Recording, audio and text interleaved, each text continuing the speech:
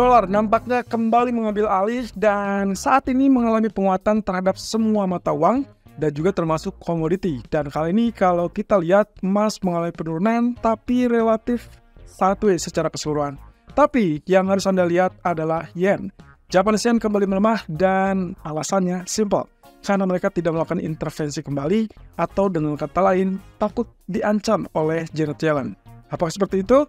Oke, kita lihat berikut ini. Ya, ini adalah dari pernyataan Katsuo Ueda yang baru saja rilis tadi pagi dan dia memberikan pernyataan kurang lebih salah satunya adalah kembali menegaskan bahwa dampak pelemahan yen ini ada kondisi di mana sejauh ini belum terlihat untuk mempengaruhi inflasi.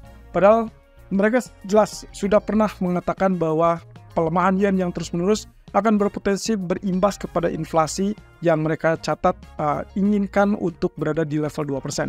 Tapi yang jelas sampai saat ini menurut Ueda tidak terlihat hal tersebut dan belum berdampak signifikan.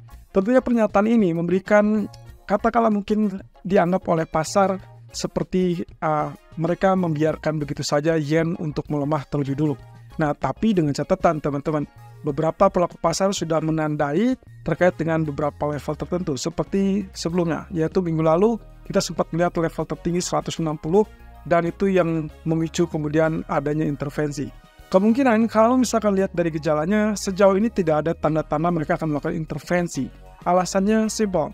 Janet Yellen kemarin menegaskan atau mengingatkan kepada Jepang bahwa mereka tidak boleh melakukan intervensi secara langsung kepada mata uang kecuali yang dituju adalah volatility atau mengontrol volatility. Dan itulah yang dikatakan oleh Menteri Keuangan Shunichi Suzuki. Dia mengatakan bahwa pergerakan yang terlalu cepat itu tidak diinginkan dan akhirnya pemerintah punya alasan untuk melakukan intervensi.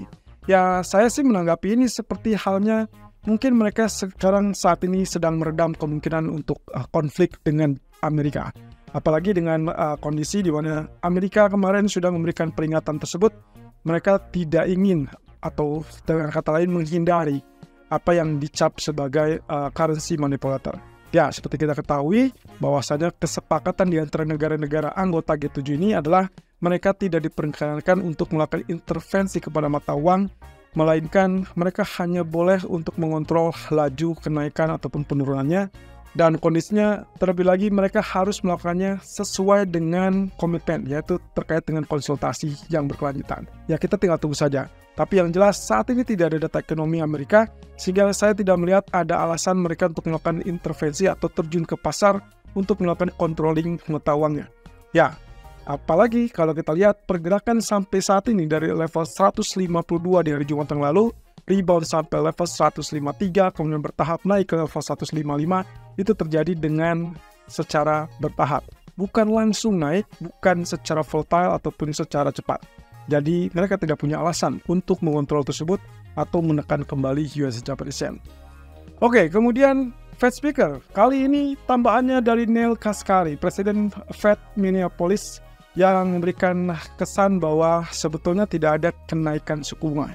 Jadi ini menambah dari jajaran pejabat Fed yang cenderung memberikan isyarat bahwa Fed tidak mengutamakan tentang kenaikan suku bunga. Lagi-lagi simak dengan video yang sempat kami sampaikan, itu adalah terkait dengan apa yang terjadi setelah pernyataan Fed, kemudian bagaimana dampaknya. Dan salah satunya saya sempat menjelaskan sebetulnya yang berperan di sini apakah mempertahankan kebijakan suku bunga atau mereka tidak menaikkan suku bunganya. Dan bagaimana dampaknya kepada pasar.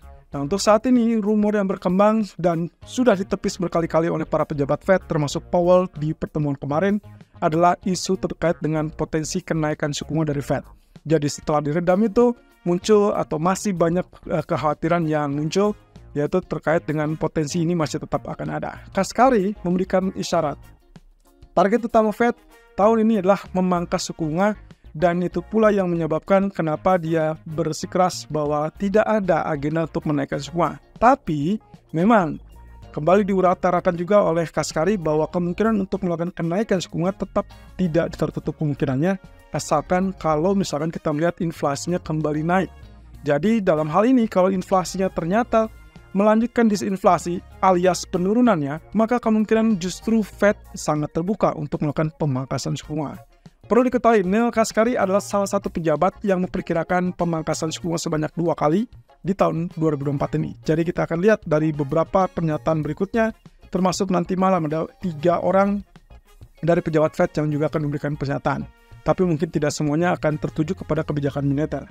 Nah, satu sisi, kalau misalkan kita bicara tentang pandangan ataupun proyeksi pemangkasan suku bunga, Morgan Stanley kembali muncul dengan perkiraan mereka.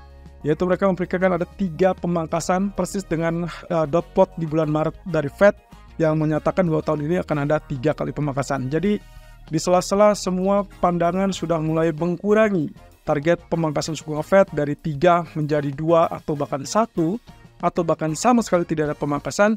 Ternyata Morgan Stanley tetap berpandangan bahwa masih ada peluang untuk melakukan 3 kali pemangkasan tersebut, yang pemangkasan pertama diperkirakan akan terjadi di bulan September. Alasannya simpel, menurut mereka ini dialihkan dari proyeksi mereka bulan Juli menjadi proyeksi September, itu dikarenakan Fed memang membutuhkan banyak waktu, atau lebih banyak waktu tepatnya untuk menyaksikan data inflasi tersebut betul-betul turun atau tidak. Nah, satu sisi, kalau kemarin kita sempat mendapatkan Goldman Sachs memperkirakan pemangkasan pertama itu tetap akan terjadi di bulan Juli. Ya, kita tinggal tunggu saja. Juli atau September sebetulnya sudah tidak ada bedanya. Yang terpenting adalah garis tegasnya tidak ada kenaikan suku bunga. Itu sudah menjadikan kabar yang cukup bagus, terutama dengan non-farm payroll di minggu yang lalu yang ternyata rilis datanya relatif lemah. Nah, Morgan Stanley menambahkan kemungkinan pemangkasan tersebut akan ada 3 kali, yaitu bulan September, November, dan Desember. Jadi kurang lebih di 3 bulan terakhir menjelang akhir tahun ini, kemungkinan Fed akan bergegas untuk melakukan pemangkasan. Nah, apakah terjadi penundaan nantinya kalau misalkan pemilu presiden di bulan November? Seperti yang disampaikan oleh Neil Kashkari, diusahakan atau bahkan menegaskan kembali bahwa tidak ada yang namanya pengaruh dari pilpres ataupun politik. Dalam hal ini, menegaskan pula bahwa Fed bersikap independen sehingga tidak dipengaruhi oleh keputusan dari presiden ataupun dari partai politik manapun. Ya, Wakil Perdana Menteri Rusia, Alexander Novak, membantah terkait dengan isu yang mengatakan Rusia ingin melakukan pemompaan kembali atau menambahkan kembali atau lebih tepatnya membanjiri pasar dengan beberapa barel lebih banyak dibandingkan keputusan OPEC sebelumnya. Ya, dengan hal ini sebetulnya ini menjadikan tanda-tanda bahwa nantinya dalam pertemuan OPEC di bulan Juni, kemungkinan Rusia masih akan tetap komitmen dengan Arab Saudi untuk tetap melakukan pemangkasan sukarela tersebut, termasuk membatasi kuota untuk ekspor mereka. Nah, hal ini tentunya akan menjadi dasar yang cukup bagus. Mungkin di bulan Juni, harga minyak kemungkinan akan mengalami kenaikan, tapi kita akan lihat seberapa besar kenaikan tersebut.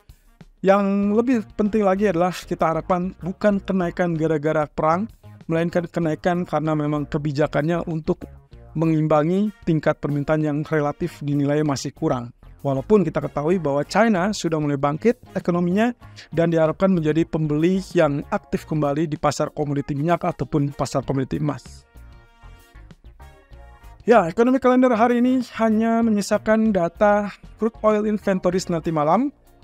Mungkin Anda akan tertuju kepada crude oil inventoriesnya karena nanti kita akan lihat apakah minyak akan berpotensi turun mencapai target inverse atau head and shoulder lebih tepatnya di grafik daily, yaitu level 74, atau dia malah rebound kembali dan tembus level 79. Nah, satu sisi tadi data Jerman itu dirilis dengan data angka yang cukup bagus karena perkiraan adalah minus 0,6, ternyata muncul dengan minus 0,4, tapi tidak mencerminkan data yang terlalu bagus sebetulnya. Karena kalau kita lihat dari previousnya 1,7%, turun ke level negatif ya berarti negatif. Nah, hanya saja kalau lihat dari pergerakan kelihatannya saat ini masih didominasi dengan penguatan dolar. Jadi euro kemungkinan berpotensi tetap turun. Nah, kemudian terkait dengan Fed speaker ada 3, Philip Jefferson, kemudian Susan Collins, dan juga yang terakhir adalah Lisa Cook. Tapi kemungkinan perkiranya adalah Susan Collins yang jauh lebih terkorelasi kepada kebijakan moneter. Sementara 2 lainnya mereka hanya mengisi agenda di beberapa perguruan tinggi sehingga kemungkinan tidak akan mendapati tanya jawab ataupun diskusi terkait dengan kebijakan moneter ini.